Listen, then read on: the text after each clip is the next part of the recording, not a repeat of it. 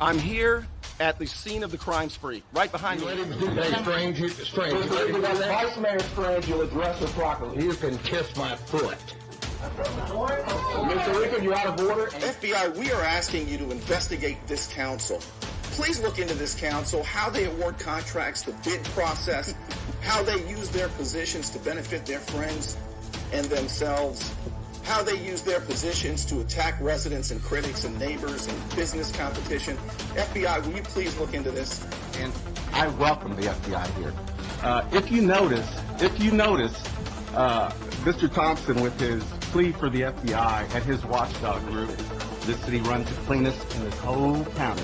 I guarantee He was served a federal subpoena this morning. Did receive a subpoena this morning, and we're going to cooperate 100% with the subpoena. And Most of you who were involved up here, you gaslighted me. You tried to say I was crazy. And now we know that that's not true. And there's a lot of other issues I've been asking about as well.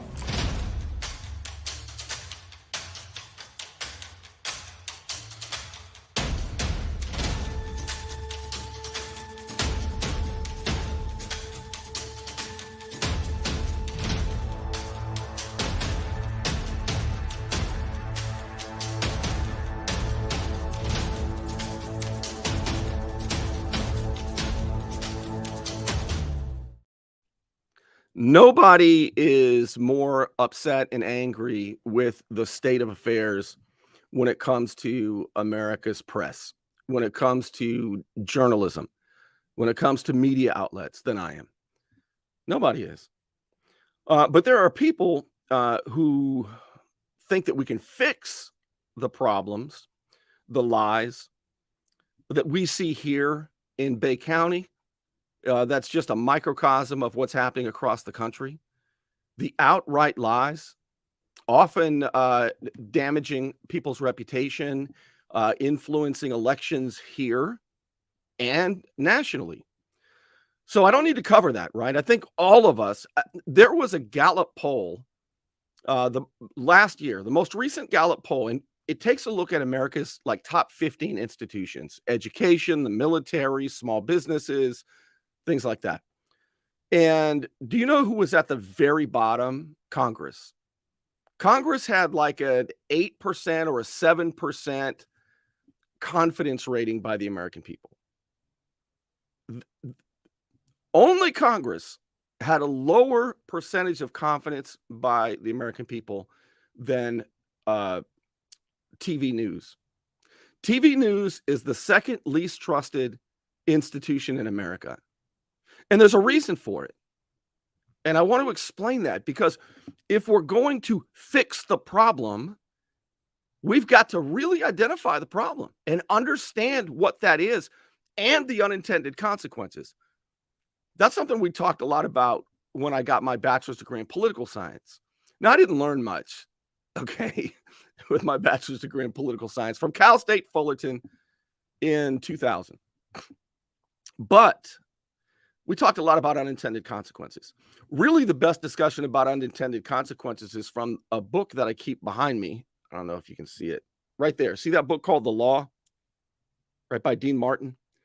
That book is the first book I recommend to anybody's Liberty Library. It's a very short book. It's only like 55 pages. It was written by Frederick Bastiat, who was a French economist and philosopher. And in that book, he discusses the nature of government and free people. And he talks in there about what is seen and what is not seen when it comes to public policy. And right now, I want to share with you some of the things that are not seen and why Governor Ron DeSantis and the Florida legislature's effort to hold media accountable with state legislation is a really, really terrible and dangerous idea. I have full confidence it will be shot down, but so does Governor DeSantis and the legislature and those pushing it, who I believe are probably the lawyers and the big giant media companies. Who would benefit from this? Let me tell you a little bit about what it is, right? A bill was introduced 2 days ago to hold media accountable for their lies. And on February 7th, there was a 1 hour long roundtable led by Governor Ron DeSantis. He had like 7 panelists with him, and it was called Speak Truth. It was the Speak Truth Forum, and he was discussing ideas about how to have a more honest press. And the bill, by the way, if you want to look it up, is House Bill 991, HB 991, introduced by Representative Andrade in Pensacola. So I was going to show you some of this roundtable discussion. It was only on Rumble, and when I went to find it today, it's now only a private group can watch it now. And that's because, I'm sure, that's because it got so much attention. And the ideas presented in there were so terrible and dangerous for our republic that now it's hidden. Okay? Now it's hidden. But I did I watched the whole thing. I took notes of the whole thing. I'm going to end up doing a big article about this because I want you to understand this. And it's going to be hard for some people because you're going to say, I love Ron DeSantis. Don't criticize my man. So, well, so do I. But we've got to be a little more nuanced than that, right? Even our own family and our favorite people can be wrong about things. Somebody asked me the other day, and this may upset you because I'm sure many of you don't like Governor DeSantis. I do. Now, I can make a good list of criticisms about him, okay? But this is something else I learned in my quarter of a century of studying government. Is somebody said, what do you think of Governor DeSantis? Do you know what my answer was? What my answer is usually? Compared to who? Right? Bernie, what do you think about, I remember this, Obamacare? My answer, compared to what? Because if I want to compare Governor DeSantis to perfect, he sucks. If I'm going to compare Governor DeSantis to every other governor in the country, he's the best. I think by far. All right. So don't get it twisted, please, and say, oh, he's like, this is what happens in social media now. Oh, he's bashing my man. No, I'm not. No, I'm not. But let's talk about this. So the problem that was outlined by Governor DeSantis and those in the roundtable on February 7th was that, and it's true, this is the problem, isn't it? That media, big corporations especially, are pushing narratives and partisan activism over reporting facts. And by doing so, in pushing their narratives and their partisan activism through the press, it's actually damaging people's reputations. That's true too, isn't it? So we've correctly identified the problem. But they went on to say that the rest of the problem is that public officials are not able to sue for defamation when they believe that their reputations have been damaged. And the reason that they can do that, by the way, it happened to me. 2 public officials, public figures, sued me for defamation because and you know this if you're in the legal world, you can sue anybody for anything. And the judge didn't dismiss it, and it went on. They both lost. And what came out of it was fantastic. And that's going to be later. I'm going to tell you about that. Even if this happens, what public figures are going to learn is you do not want to sue the media for defamation. You don't want to do it. And I'll prove it by the end of the show.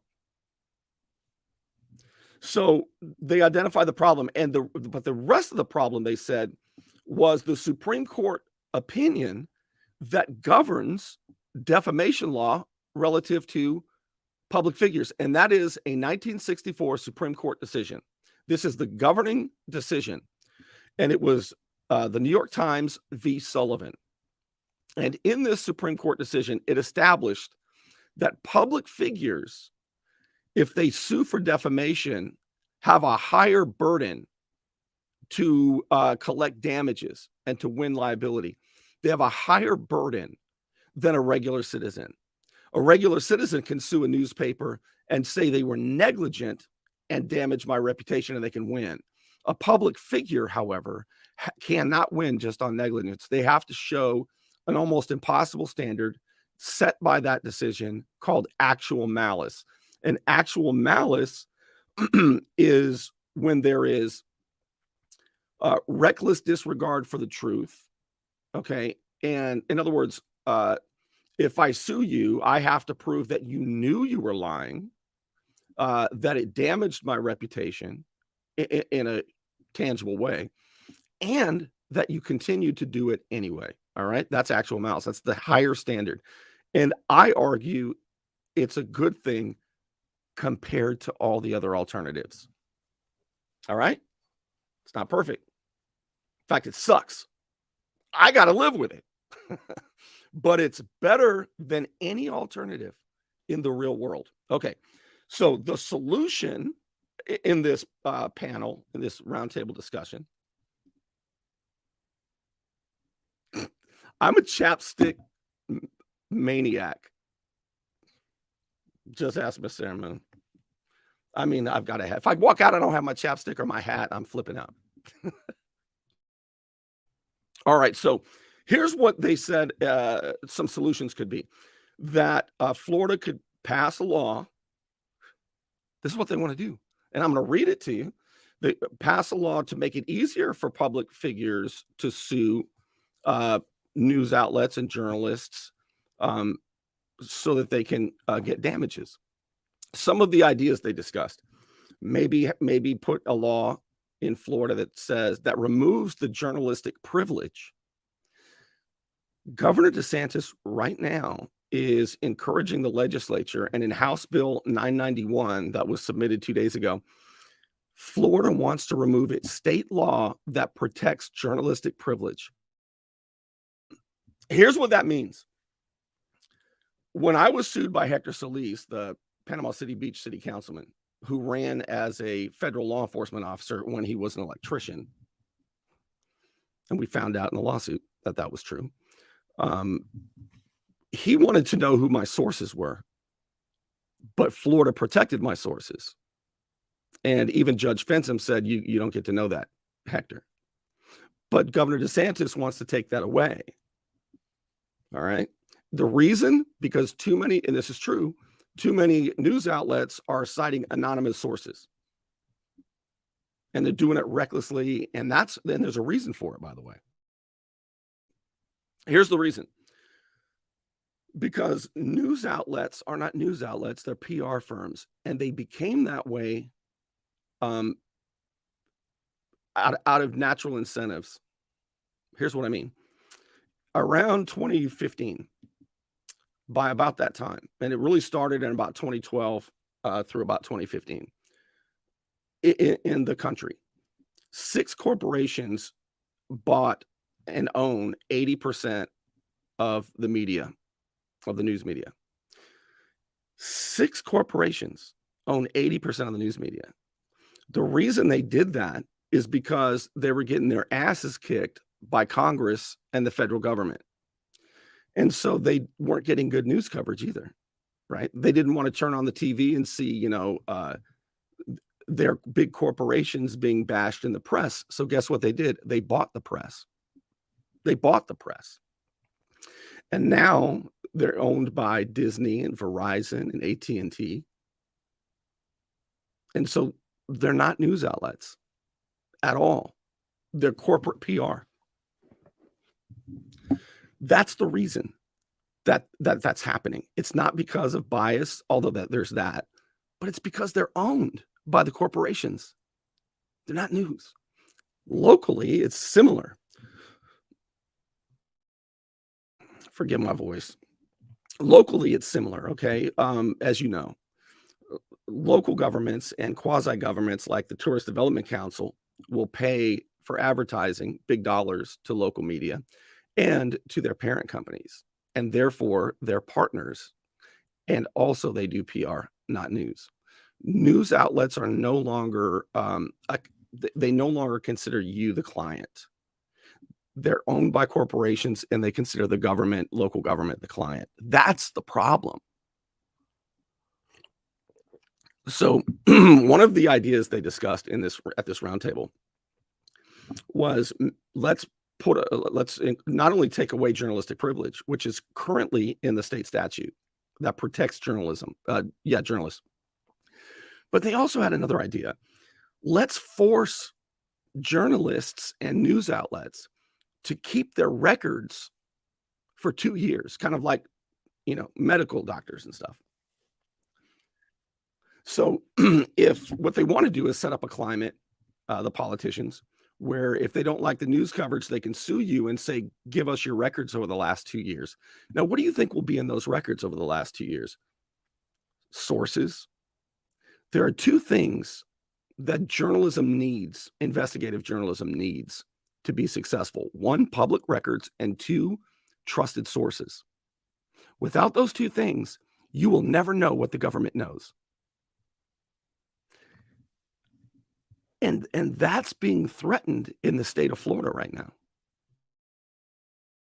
Here's another idea that they floated, legislation that would lengthen the statute of limitations. I think it's only like 2 years or 1 year now, something like that. It's really short. Like if you think somebody, and it has to be published. It can't just be somebody told somebody else. It has to be published or told to a large number of people. Something that you consider actual malice. And this really, we're not talking about most people. We're talking about this new law that they want to pass in Florida would only benefit government officials and public figures. It doesn't do anything for you. Who benefits from this effort are politicians, government officials, lawyers, and big giant media corporations like Disney. That's who benefits from this. Who would get hurt by this is the Beacon of Bay County. Right now, Sheriff Ford and everybody is saying, send some money for this cause. Yeah. But what they don't realize, and there's actually the end of this story is really good news, and you're going to love it. Your eyes are going to pop out of your head. You're going to love it. So even if they get it, even if they do pass a law that takes away journalistic privilege and says government can see all your sources and these other ideas that they're pushing, even if that happens, when they get too excited and start suing, if they sue me, it's going to be really painful because discovery is incredible, right? Here's what I mean by that. I'll use myself as an example. Let's say that somebody publishes something or broadcasts something, and they have. Okay, they have. That let's say somebody says I'm a I'm a murderer, like really truly Bernie murdered people, or Bernie's a pedophile. He really truly does that. If somebody were to broadcast that, right? Well, that's defamation for sure, even to a public figure. So, but let's say, and I could actually win those, right? But let's say somebody calls me, I don't know, a deadbeat dad, right? Let's say they throw that around. Well, it would be really stupid for any public figure to sue over that. You know why? Because here's what happens. The plaintiff, the public figure says, your words damaged my reputation. So what becomes the question at issue? My reputation. So when I was a defendant, Hector Solis said that I damaged his reputation by saying, I don't think you're a federal law enforcement officer, man. I don't see any evidence of it. You won't show it. So he sued me, saying I was damaging his reputation. So his character became the question at issue, right? And so I started to look. And it turns out, looks like he'd done some pretty terrible things. So the defense is, my words, how could my words hurt somebody who's already done, like, it's already a bad dude? Like, I'll give you an example. So when I deposed Hector Solis, I discovered that he had a conflict with somebody in Texas, a black man, a pastor who had a nonprofit called Feed a Million Veterans. And Hector was all over him. And I found out that somebody wrote on that black man's home, "Go home," N-words. And there was reason to believe that maybe Hector not only knew about it, but might have been in on it. So I'll show you what happened in deposition. I'll show you right now. I didn't have a lawyer. I was Bernie the attorney. I was running a deposition. I didn't know what the hell I was doing. He had an attorney next to him, and his attorney quit about 3 weeks later. But I'll show you just a segment of this. So remember what I'm telling you. Even if they make it easier, even if there's a law that makes it easier to sue for a public figure, to sue a journalist for defamation, you just open a can of worms. Because then you give the defendant subpoena power to learn all about you. Your character, everything bad and terrible you've done in the past, becomes your defense. Watch this. Yeah, watch this. I'll show you. I'll give you just a taste of this. This is me deposing Hector Solis, March 2018. And I'm trying to discover through deposition if his character could have possibly been damaged by anything I said. Was it there? So I'm not sure. I don't know. When did you meet Ernest Walker? Once again, I said it was between probably 2010, 2012. Now, do you know if anybody ever wrote on Ernest Walker's home, "Go home," N-words? Yes, I do know about that. Tell me about that. What happened? He's a black American. He is. He's an African American. And did he just move into the neighborhood? No, did he just move into the neighborhood? Notice that Hector, the Councilman Solis, kept looking at his lawyer like, "Oh, Lord, help me." There was no helping.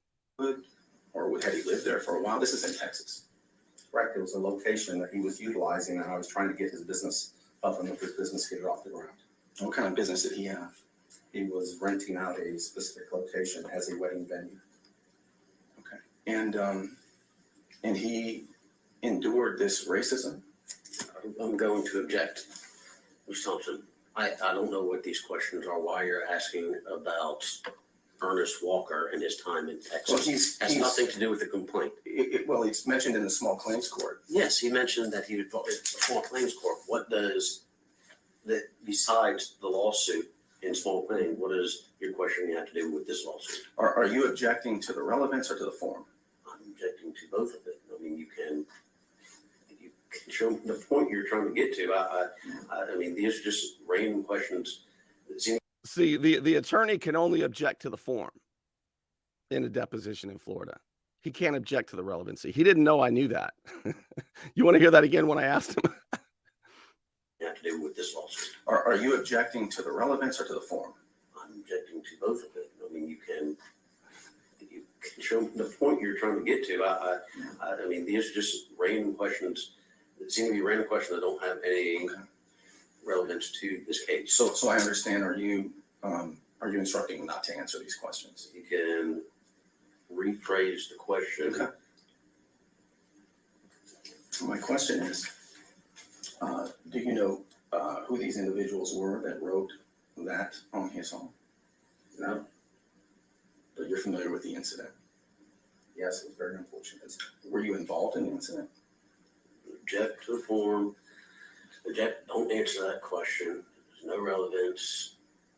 And to the extent it can lead to amendment, Fifth Amendment protection. And are you claiming Fifth Amendment on this? No, I'm claiming this is irrelevant. Okay. If this were to go toward political retaliation and a trend, would that hold? And remember, please, I am a pro se defendant. You certainly know the legal path, and I know you can't advise me. But if if there's political retribution, if there's a trend of that, of reprisal with Councilman Hector Solis, maybe this lawsuit is part of that to shut me up. And maybe if he has a history of doing things like this to people he doesn't agree with, wouldn't that be relevant? Okay, you can ask the questions. Again, I'm not going to answer questions. I'm not being proposed. I understand. You're right. I can't give you legal advice. I can tell you what I believe is relevant, what I'm going to instruct my client to answer, not to answer. Okay. And if we don't disagree, then we have to go in front of the judge, and the judge make that determination. Well, my question is, were you involved in that incident at all? Again, I'm instructing. Okay, not to I'll answer. move along. Okay, I'll move along. All right. So that is, do you know in court, if you don't deny it, it's considered admitted? Now, if I asked you that, were you involved in writing go home N-words on a black person family's home? What would you say? Would you just say, no, hell no. What's wrong with you? Right? That's what most people would say. No. The answer is no. Do you know that we had a sitting councilman in Panama City Beach that happened under oath in a deposition, and no news media would cover it? Not only that, there was nobody who would go protest. You talk about Black Lives Matter. People were posting boxes as icons or Facebook, whatever, your profile picture, that were just like, black, I care so much. No, you don't. Nobody went down there and said, this is a problem. He needs to resign. I get a little pissed off when I hear people pretending to stand up for the stuff that black people have really had to endure. And not us. We should have had 500 people around that city hall saying, my goodness, this was under oath. But every news media outlet ignored it and instead published, Martin Luther King protest marches with like 7 people there. All right. I mean, that's amazing. Is that not amazing? My point behind this, however, is he sued me. He was a public figure. He sued me for defamation. His character became the question at issue. If they make it easier in Florida for public figures to sue, that doesn't necessarily mean you want to do that. Trust me. But it's very damaging to the ability to criticize and even lampoon public officials. All right, so let me show you what this bill that was submitted 2 days ago in the Florida legislature is actually all about. Yeah, let's do that. I want to read to you what this is about so you know what's being considered, and then I'm going to show you a little bit more and explain who benefits, who loses, and what the unintended consequences are going to be right after this. Have you received a speeding ticket for which you want no points placed onto your driving record? I'm El Saulene, 850-215-0628. Let me help you. You want to look good? You want to feel good? Little John's Big and Tall is where it's at. Right across the street from Sky's Pizza Pie, 5700 North Davis Highway. You can find out more online at littlejohnsbigandtall.com. He's also a member of the iTex trading community, where your iTex dollars are welcome. Oh, you know what else I want to show you real quick? This is only a 46-second clip. So remember the lawsuit against me as a journalist by an elected official because I was questioning whether or not, because he ran for office. The sheriff's office knew this. The feds were watching. And the guy runs for office claiming to be a federal law enforcement officer, talking about when they busted people for drugs, all this kind of stuff. But under oath, it looked more like this. All right. This is, again, the reason he dropped the lawsuit. But I just want to show you why discovery is a powerful thing as a defendant in a lawsuit. This 46-second clip. You're not going to believe your ears on this one. So here's the truth. Did you ever tell anybody that you were a maintenance man, or that you did maintenance work or electrical work while you were employed with the federal government? I want to qualify, yes, in that I was a journeyman electrician. Okay. Is that a law enforcement officer? In the capacity of the Federal Bureau of Prison, yes. What do you mean? In that all people hired by the Federal Bureau of Prisons, when they go through the academy, are all federal law enforcement, because we are all considered primary correctional officers first and our actual occupation second.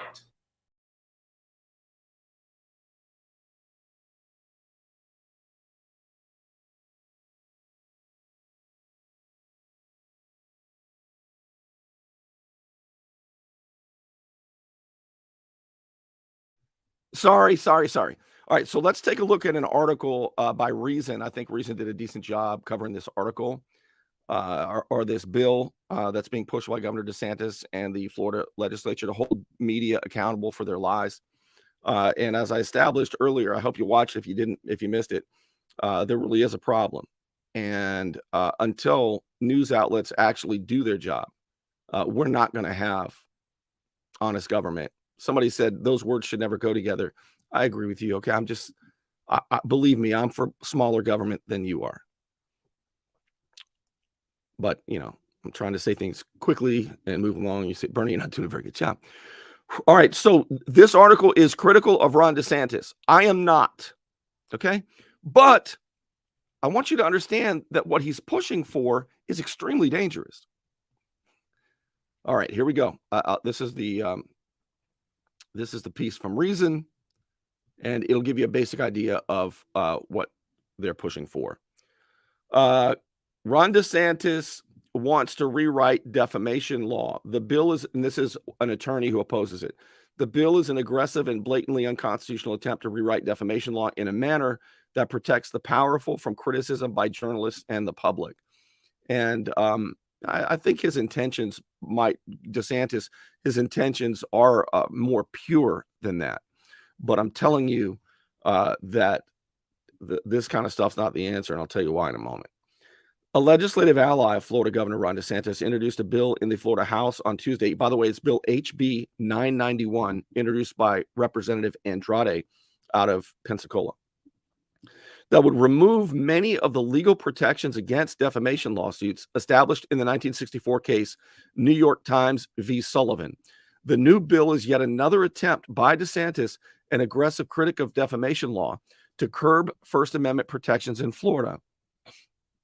Introduced by Representative Andrade, the bill would make sweeping changes to the standards of pursuing a defamation claim against a public figure.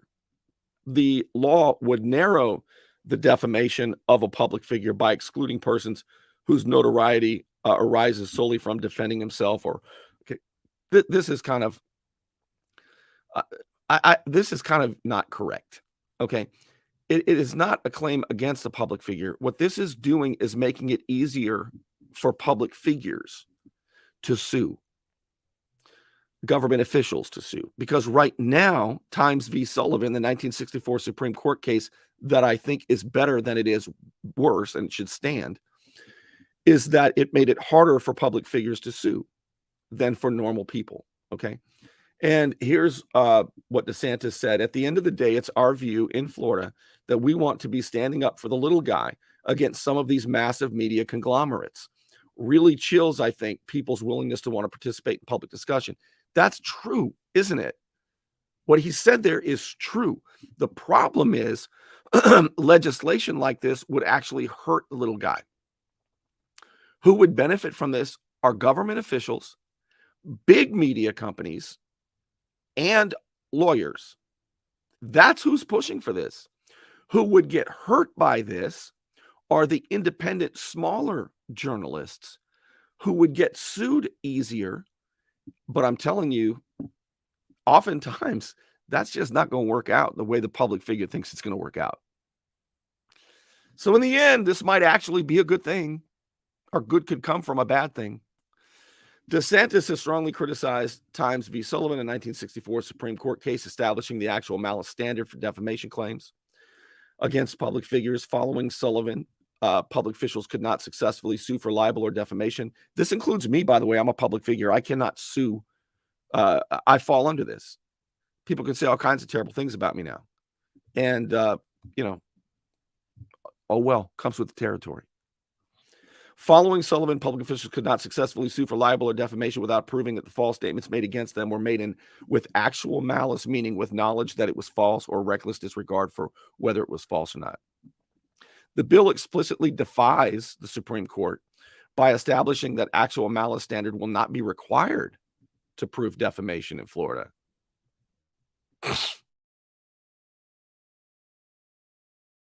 That's not going to stand. There's no way that stands, not even in Florida. The Florida courts will throw that out. Maybe it makes it to the Supreme Court. And well,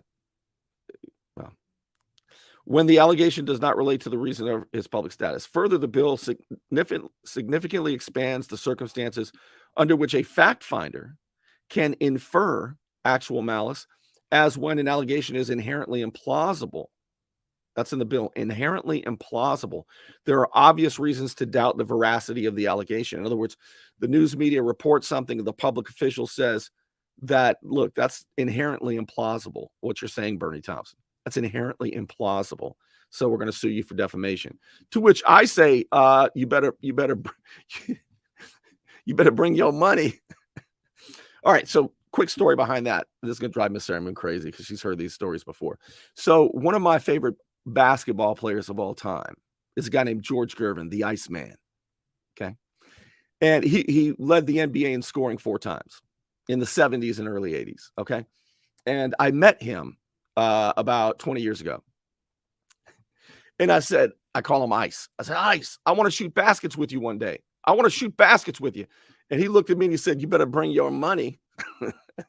So what I'm saying is, if you're a public figure and you sue for defamation, you better bring everything, because it's going to be painful. Another troubling provision of the bill says that an allegation that the plaintiff, the person bringing the lawsuit, has discriminated against another person or group because of their race, sex, sexual orientation, or gender identity constitutes defamation per se. That means you don't have to show damages. This means that when an accusation is false, it will automatically be considered defamation. However, the bill also restricts how an individual can prove the truth of their claims, as claims of discrimination based on gender identity and sexual orientation cannot be verified by citing. Boy, this is all right. This is the part I really want you to know. This bill currently in Florida law, Florida statutes, there is a statute that protects journalist privilege. That means that the government can't sue you and say, turn over all of your notes and sources, right? Because we want to know who you're talking to. And that's the real purpose of this. As I said, Councilman Hector Solis demanded that I turn that over. But because of journalist privilege in Florida, even Judge Fensom denied him that. Remember, there can be no investigative journalism without trusted sources that the government doesn't know about and public records. This is very dangerous. All right. Journalistic privilege allows journalists under most circumstances to refuse to identify anonymous sources or disclose their other information gained in news gathering. The bill explicitly removes these privileges in the interest of legal defamation claims. Further, the bill would make using anonymous sources much more difficult. Not only would the bill assume that statements from anonymous sources are false in defamation proceedings, but simply using an anonymous source will be considered sufficient for actual malice. In cases where a journalist refuses to identify an anonymous source, the bill states plaintiffs need only prove that the defendant acted negligently. In other words, it brings the public figure who has a higher bar to prove defamation. It gives him the easier path to prove defamation, like ordinary citizens who are not public figures. This is what they're trying to do. The bill was introduced 2 days ago. All right, so let me tell you a couple things here. So we all agree that right now that news outlets are horrendous and they are acting in bad faith and they are hurting people's reputations. But this would make things so much worse for everybody except politicians, lawyers, and the big giant corporations that bought up the news media. This almost feels like, to me, a payback to Disney. Because while Disney's going to kick and scream and say, oh, you can't sue our reporters, really they can fight these these allegations a lot better than the little independent journalists who are giving you information and lampooning public officials in ways they don't like. And without these independent journalists, you're going to be stuck with the big corporations. So there are also, I want to tell you, there are also two, I told you about the Supreme Court decision that strengthened the First Amendment, the right to the press, a free press, and the freedom of speech, especially in political issues, in matters of public interest. There was a decision in 1994 in Florida. Check this out. It's called Pullum v. Johnson. I use this in my cases. In Pullum v. Johnson, 1994, the defendant, a local media personality in Santa Rosa, accused the plaintiff of being a drug pusher. All right. So a media personality called a public figure a drug pusher. And that guy sued the local media guy. The court, in that case, sought to balance the constitutional liberties guaranteed to the media with the right of public officials to remain free of defamatory comments. The court determined that the term drug pusher amounted to opinion and therefore was not actionable. In other words, if the local media personality had said that the guy was selling drugs and making a profit, like actually selling drugs, he would have lost. But he didn't say that. He compared him to a drug pusher. And that's a matter of opinion and protected. Okay, there's another case in Florida, one more. You'll find this interesting. Don King, remember Don King? Don King Productions versus Walt Disney in 2010. In this case,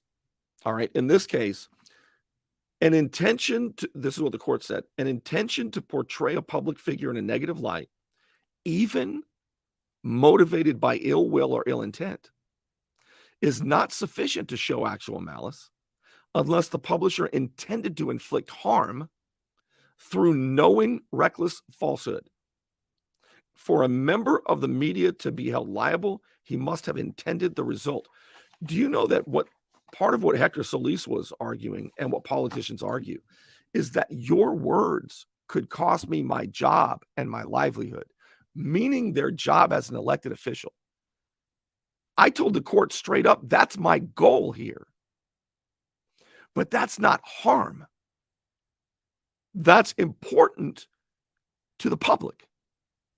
It may not do you well, a government official, but yes, my goal is to either get you to tell the truth or get you gone. That's what's at risk here. So I had mentioned a little bit about who benefits, right? I told you there's three big beneficiaries to this push in Florida: lawyers, public officials themselves, and big corporate media. But the unintended consequences, the bad one, is that it will chill free speech in matters of public importance for independent journalists. But the good news and the good unintended consequence is that discovery, as you saw with me and Solis, will be fantastic. So if Florida makes it easier for public officials to sue journalists, they might want to be careful what they wish for, because even more truth could be brought out that way. Any effort to censor is bad. And I just wanted to share this perspective because I know a lot of people don't look at it this way, because we're all really pissed off at corporate media for, as Governor DeSantis said, which is true, for advancing their narratives and their partisan activism at the expense of sometimes good people. That's what they do. And the best way to handle that is what's happening now. They are discrediting themselves to the point that only Congress has a lower confidence rating by the American people than the TV news. Look at Huey Lewis and the news. I know a lot of people do believe him. You know, people who don't get what the Beacon in Bay County tells you and shows you, or what I am able to tell you and show you. Imagine if the only people, the only journalists who could actually continue are the big corporations, because the unintended consequences is it will hurt the little guy. Exactly the opposite of what Governor DeSantis wants to do. Don't let back pain and neck pain get you down. Find relief at Brown Chiropractic Center on St. Andrews Boulevard in Panama City. Dr. Sherry Brown helps people heal naturally with chiropractic adjustments and deep tissue massage.